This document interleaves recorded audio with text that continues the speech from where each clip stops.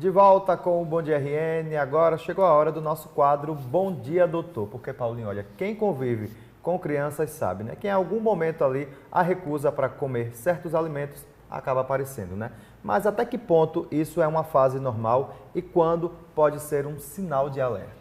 No nosso quadro de hoje, a gente vai falar sobre esse assunto, essa seletividade alimentar em crianças, um comportamento que pode impactar a saúde e o crescimento e o desenvolvimento dessas crianças. E para nos ajudar a entender melhor sobre esse tema, a gente vai conversar agora com a nutricionista Ana Chiappetti, que vai explicar como é que a gente pode identificar e lidar com essa situação, né? Bom dia. Bom dia, Ana. Olá, bom dia. Muito obrigada pelo convite. Queria começar aqui nosso bate-papo de hoje, nossa consulta, que a gente chama assim, tá? Aqui no Bom Dia Doutor, querendo que você explicasse o que é de fato a seletividade alimentar e qual a diferença dela para realmente aquela manha, como a gente costuma falar, né? De não querer simplesmente comer algo que não gosta. Maravilha. A seletividade alimentar, ela é um termo popular que a gente utiliza para falar sobre crianças com distúrbios alimentares pediátricos. E isso vai tanto de uma recusa alimentar mais leve, então uma criança que recusa fruta, ou que recusa combinações de alimentos, ou tipos de preparo, ou até recusa alimentos por cor.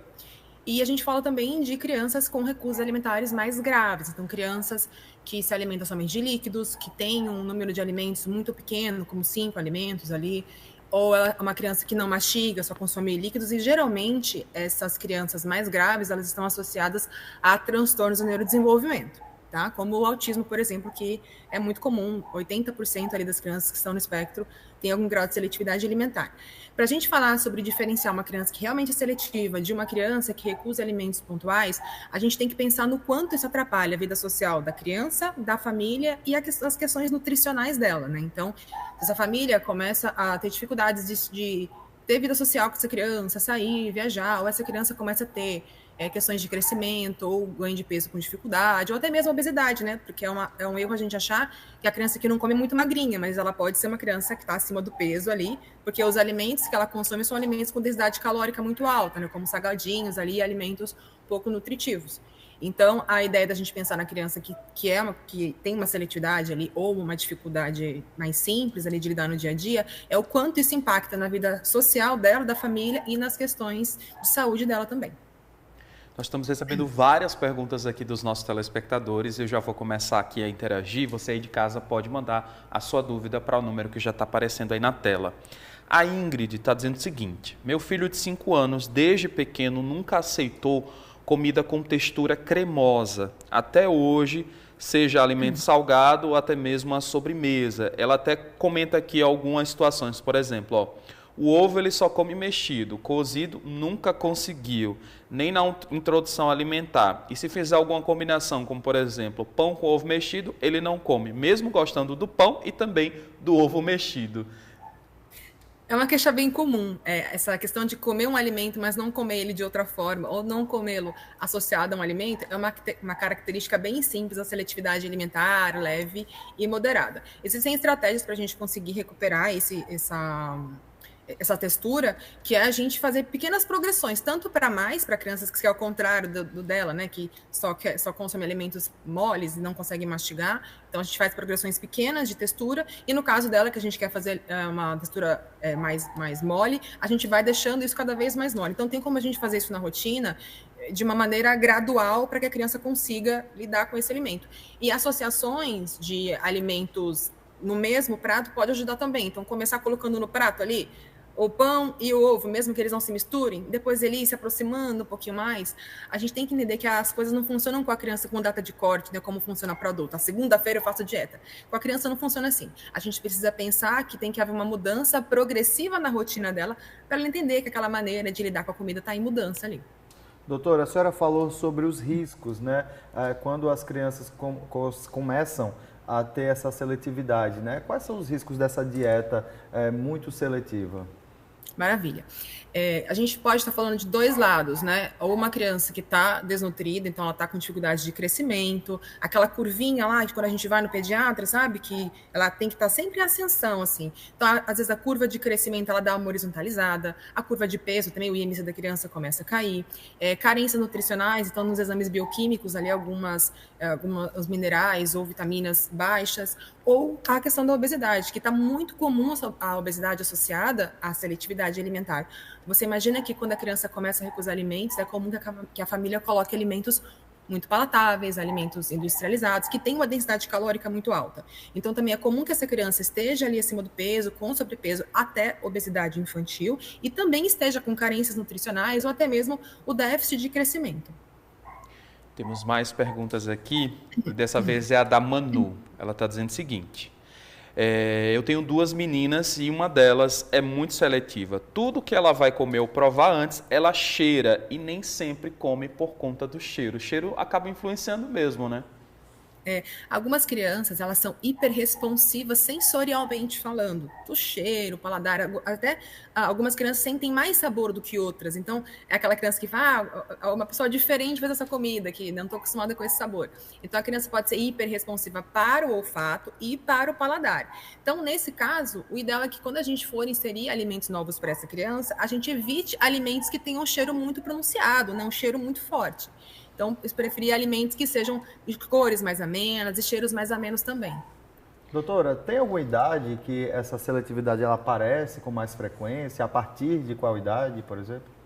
Tem sim, tem sim. Geralmente, aos 2 anos, a criança começa a demonstrar os primeiros sinais de seletividade alimentar. Eu digo assim, que até os mais comilões ficam levemente seletivos ali aos 2 anos. O que a gente tem que prestar atenção é o quanto essa seletividade está impactando na saúde, até na vida, né, dessa criança aí.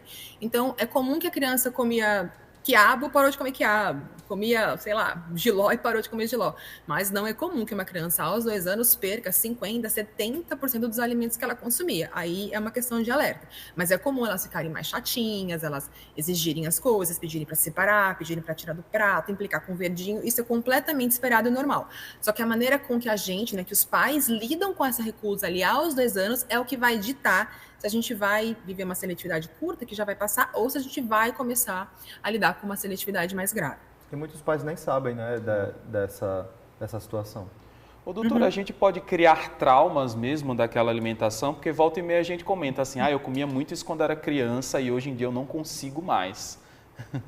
Pode sim, podemos sim, principalmente quando é uma exposição ou excessiva, né, comeu muito daquele alimento, ou quando é uma exposição por obrigação, né? A gente sabe que na nossa geração era comum chinelo em cima da mesa, né?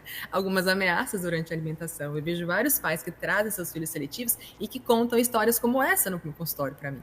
Então pode sim, aí tem família que fala, eu apanhei tanto para comer feijão que hoje eu não consigo nem olhar. Então a gente tem que tomar cuidado sim com a maneira com que a gente insiste e oferta os alimentos para a criança seletiva. Eu tenho esse exemplo, assim, eu não gosto de feijão carioca, por exemplo, que eu era muito obrigado a comer quando eu era pequeno, então eu praticamente não como, assim, raríssimas vezes que eu como, mas se for para escolher, não como. Olha, falando sobre adultos, a gente recebeu aqui um adulto seletivo, ele está dizendo o seguinte, não consigo comer nenhum tipo de folhas, principalmente alface, e tenho total aversão a coentro. Como explicar isso? Tenho até ânsia de vômito. E já tentei fazer a introdução na alimentação, mas sem sucesso. A pergunta é do Rafael. E aí tem a questão do paladar infantil também. Não sei se entra por aí, enfim, dá para diferenciar, porque também existe, né? O alface, gente, é uma queixa muito comum, tá? Dos adultos, por causa daquele cabinho do caule ali. Então, aquele barulhinho que faz ali de morder essa parte do alface é muito incômodo para algumas pessoas. Assim, essas mesmas pessoas geralmente têm incômodo com a cebola crua, tá? Porque esse mesmo comportamento, essa mesma sensação ruim aí que pode dar, tá? Qual que é o outro alimento que ele falou que não come? Coentro, né? O coentro é uma coisa muito comum, tem uma questão meio genética do coentro. Algumas pessoas sentem sabor de sabão com coentro na boca, aí é um pouco difícil, que a gente está falando mais de genética ali. Mas a gente for pensar do alface, alface não é um alimento assim, super necessário, né? Tem que ver o quanto vale a pena colocar esse adulto, expor esse adulto a um alimento tão aversivo para ele, pensando num benefício nutricional muito pequeno. Ninguém precisa comer de tudo, a gente tem que pensar que a gente consegue lidar com a nossa vida enquanto a gente come, né? A nossa vida, ela é em volta da comida. A gente faz festa, a gente come, a gente faz casamento, a gente come o tempo todo, né? Então a gente tem que ter uma uma vida tranquila em volta da comida. Mas só o alface ou o coentro não é um grande problema, não. Tem muitas pessoas perguntando aqui, eu vou resumir então essa pergunta, sobre a quantidade de proteína e carboidrato que a criança deve consumir diariamente? Tem uma média? Para a gente pensar em proteína, a gente pensa em 1 grama por quilo de peso da criança, é uma conta fácil de fazer, tá? Mas a partir de 0,7, 0,8 gramas de proteína por quilo de peso já é um volume ok. Nós vamos fazer 1 para 1 que fica mais fácil. Só que a gente tem que pensar que um filé de frango, por exemplo, ali tem 100 gramas, ele tem uma faixa de 28 gramas de proteína, tá? Então, você imagina que 28 gramas, 100 gramas de frango seria para uma criança de 28 quilos, mais ou menos. Então, é uma conta fácil de a gente fazer.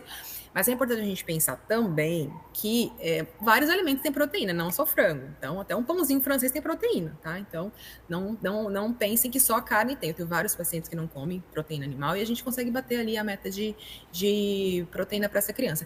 De carboidrato, eu não me preocuparia muito pensando em criança, porque a criança ingere um volume muito grande de carboidrato, né? Na rotina dela ali. Então, ela come pão, ela come bolo, ela come arroz, ela come macarrão. Então, eu não me preocuparia muito com isso. Me preocuparia mais com a conta desse carboidrato ali para essa criança. E observar o crescimento dela. Ela não pode estar ganhando peso muito rápido, ela tem que se manter na curvinha dela. Esse é um ótimo indicativo para a gente. Então, pesem e meçam os seus filhos com frequência. Não deixe para fazer isso só quando vai no pediatra uma vez por ano. Porque, às vezes, você perdeu uma lacuna muito grande ali de ganho de peso ou de crescimento que é difícil a gente retomar. Tá? Então, mantenha assim, os exames bioquímicos feitos em dia para a gente avaliar questões nutricionais, né, e suplementações, se necessário, e observar suas curvinhas. Ela sempre tem que estar assim, ó, não pode começar a ficar assim, não.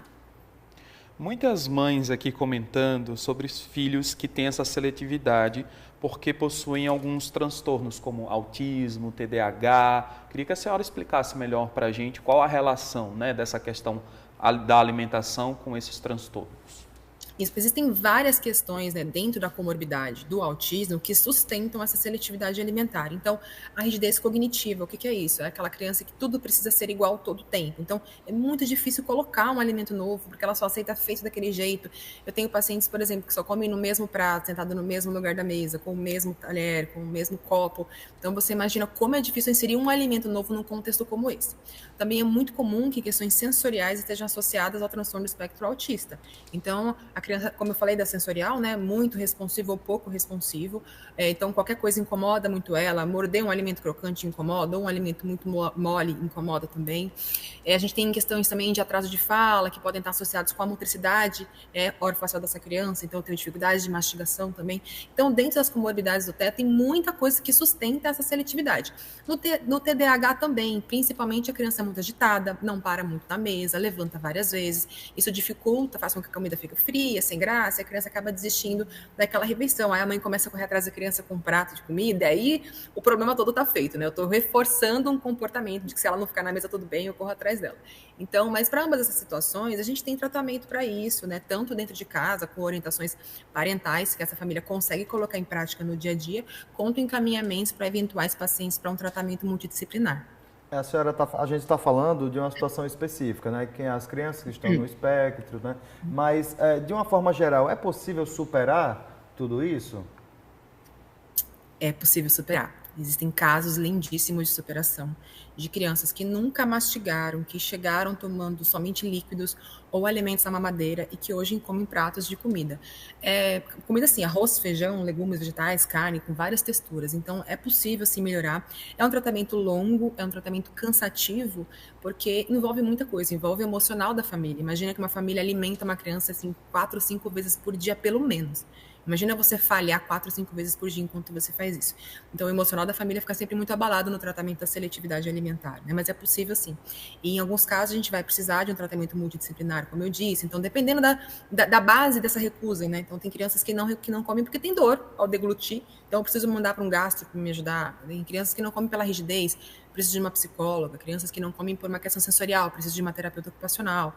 Criança que não mastiga, preciso de uma fonoaudióloga. Então, dentro de tudo isso, né, imagina o envolvimento emocional dessa família para estar tentando lidar com isso, né? Então, realmente é difícil, cansativo, mas é muito possível. O importante é não desistir e sempre ter um alimentador da família principal frente a isso, né? Ou a mãe, ou a avó, a pessoa que cuida dessa criança, frente a isso, porque eu falo para as famílias, as mesmas famílias que eu dou alta, que a criança começa a comer, a gente tem que ficar vigilante para sempre, porque se descansar, a seletividade pode voltar. Doutora, qual o primeiro passo, né, para aquela mãe, para aquele pai que está nos acompanhando, que faz aquele acompanhamento no posto de saúde, por exemplo, né? A gente sabe que tem aquela caderneta, né, do desenvolvimento da criança. Qual o primeiro passo que a família pode perceber, se de fato se tem essa dúvida sobre seletividade, o que é que ela deve chegar no pediatra, por exemplo, né, que ali está mais próximo, o que é que ela deve se atentar e chegar lá e contar sobre essa queixa? Isso, conta principalmente para o pediatra as dificuldades de quais grupos alimentares essa criança não está conseguindo comer. Então, não está conseguindo comer frutas, não está conseguindo comer legumes, vegetais, porque o pediatra já vai ter uma ideia de que essa criança tem alguma carência nutricional ali, né, de algum nutriente, micronutriente ou minerais ali. Então, explicar qual é o grupo alimentar que essa criança não está comendo, ou não come nenhuma proteína, então vai precisar provavelmente suplementar uma vitamina B12, por exemplo. Então, trazer isso vai ajudar o pediatra a se guiar, pelo menos, sobre a suplementação. E sobre o que fazer na casa da família, tem muita coisa que essa família consegue fazer que não envolve nenhum custo, né? Então, por exemplo, pegar um papelzinho, escrever todos os alimentos que essa criança consegue comer e dividir em 2 grupos, né? Grupos, alimentos que essa criança come tranquilamente e grupo de alimentos que essa criança come, mas dá um trabalhinho. E começar a trabalhar esses alimentos, começar a criar um prato de comida onde envolve um alimento desse de cada grupo, para eu começar a trazer. Porque tem uma coisa muito comum de todas as famílias que me procuram, é que nenhuma família está explorando 100% do cardápio possível dessa criança. É uma busca incessante pelo novo, quero que coma um alimento novo, e toda mãe tem uma meta, né? Feijão é o rei do consultório, que eu quero que meu filho coma feijão. E às vezes eu percebo que a família não está explorando o que é possível nessa rotina familiar da criança. Então, as minhas dicas principais para um começo seria isso. Doutora, de fato a gente pode se acostumar até mesmo comer uma comida que a gente não gosta, porque existe muito dessa teoria, até mesmo comigo, por exemplo, sushi. Eu não consigo comer sushi não só pelo gosto, mas pela textura, porque é uma comida fria, mas sempre o pessoal comenta, se comer, se vai comer, se começar, você se acostuma. Isso de fato acontece ou não? Acontece sim. Um exemplo muito bom, voltando a falar do feijão, que é muito comum, alguns pacientes eu começo contando grãozinho. 1 grãozinho no prato, 2, amanhã 3. No final da semana tem 7 grãos. Na semana que vem a gente repete 7 grãos, depois a gente vai aumentando. E a criança começa a perceber, tia, realmente não é tão ruim, realmente eu acostumei. Então é possível a gente acostumar sim. Só que para ver esse hábito, acostumar o paladar, eu preciso ter um paladar limpo. Então esse paladar ele não pode estar saturado. O que satura paladar? Alimentos hiperpalatáveis, que tem aquele glutamato monossódico, que é bem comum a gente encontrar em salgadinhos, né? Então, crianças que consomem muitos alimentos com glutamato, também pode estar na salsicha, também tem na salsicha, também tem nos nuggets. Então, a criança que consome muito alimento com glutamato, ela não tem a percepção real do sabor dos alimentos. Então, eu preciso estar com um paladar limpo e não saturado para que eu consiga fazer essa evolução, essa progressão que a gente acabou de comentar aqui. É isso. Ok, são muitas dúvidas, mas nosso tempo acabou, infelizmente. A gente conversou aqui com a nutricionista Ana Chiapetti. Muito obrigado pela sua participação. Eu que agradeço. Obrigado, tá? Volte depois também para conversar mais sobre esse assunto. Vai ser um prazer. Tenho certeza que os pais e as mamães também gostam muito e gostam de tirar essas dúvidas. Obrigado, tá? Bom dia para a senhora. Obrigado, até a próxima.